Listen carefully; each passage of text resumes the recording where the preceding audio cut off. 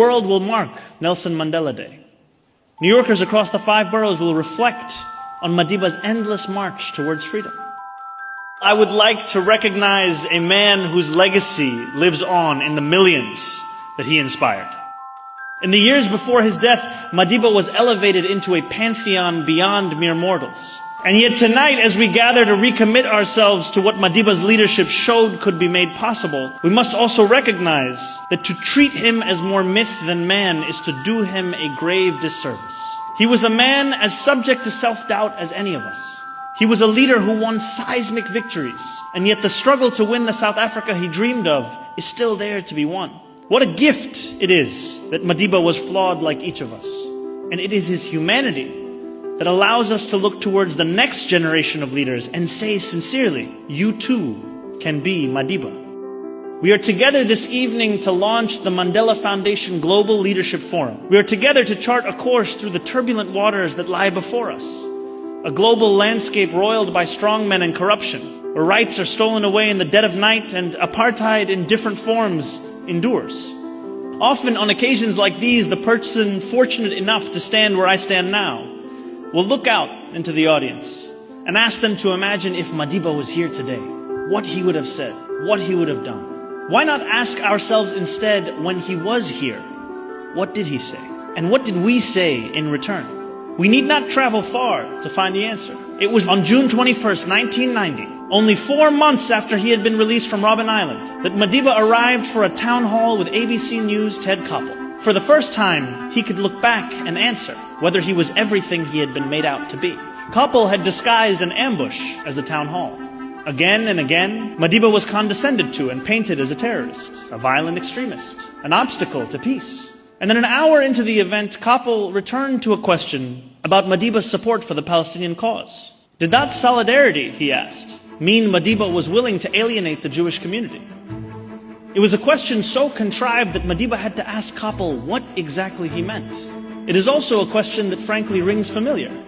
Whether opposing Israeli war crimes and violations of international law somehow makes you hateful towards a people. Madiba refused the premise. Instead, he flipped it into a different kind of question, about whether a politics of universalism can exist if it is riddled with exceptions. Whether any of us are free if some of us are not. Towards the end of his answer, he said, but for anybody who changes his principles depending on whom he is dealing, that is not a man who can lead a nation. Hypocrisy. Political convenience, these forces possess a gravitational pull. So often it is easier to make a concession, to relinquish a long-held belief, to abandon a principle, than to hold firm. That was true when the world asked Madiba to compromise on apartheid. It was true when many asked him to abandon the Palestinian struggle for freedom. And it remains true today. In his demand of solidarity from himself and from each of us, Madiba becomes more than a man, more than a messiah. He becomes a mirror. When we hear his refusal to abandon those with whom he shared common cause, do we recognize ourselves? Or do we recognize only the version of Mandela that asks nothing of us? Too many do. And as we remember Madiba the man, some will ask ourselves a harder question. Who are we treating today the way Madiba was treated before history declared him a messiah?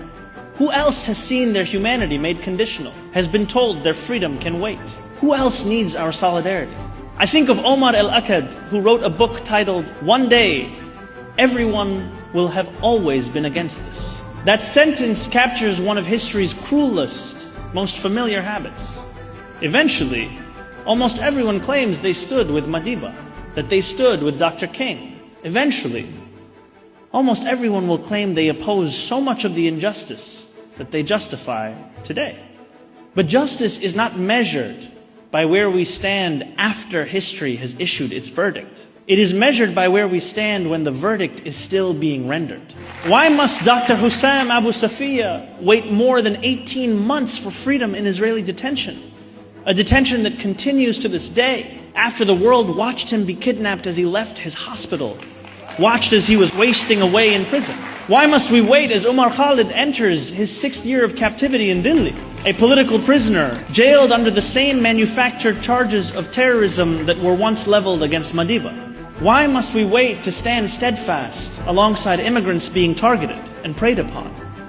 Whether it was Joan Sebastian Guerrero, shot in the head by ICE in Biddeford, Maine on Monday, or Amaramiro Emmanuel and Ekpeyong Andrew, two Nigerians killed last week in South African streets for xenophobia builds. Why must we wait to practice solidarity until it no longer costs us anything? The world we live in is designed to pull us apart. There is money to be made and power to be won in demonizing the poor and stoking the fires of racial animus. But were these not the same conditions that Madiba overcame? The truth is that solidarity is perhaps best nurtured by the conditions that seek to destroy it. Workers rise up when bosses restrict their rights. Citizens link arms when authoritarians impose brutal crackdowns. Every struggle for a better future began at a moment when that future felt forever out of reach. Solidarity, my friends, so often feels impossible, like something only a mythical figure could make real. And yet, as Madiba reminds us, through the life he lived, through the leadership he showed, and through the words he spoke, it always seems impossible until it's done. Let us do it together.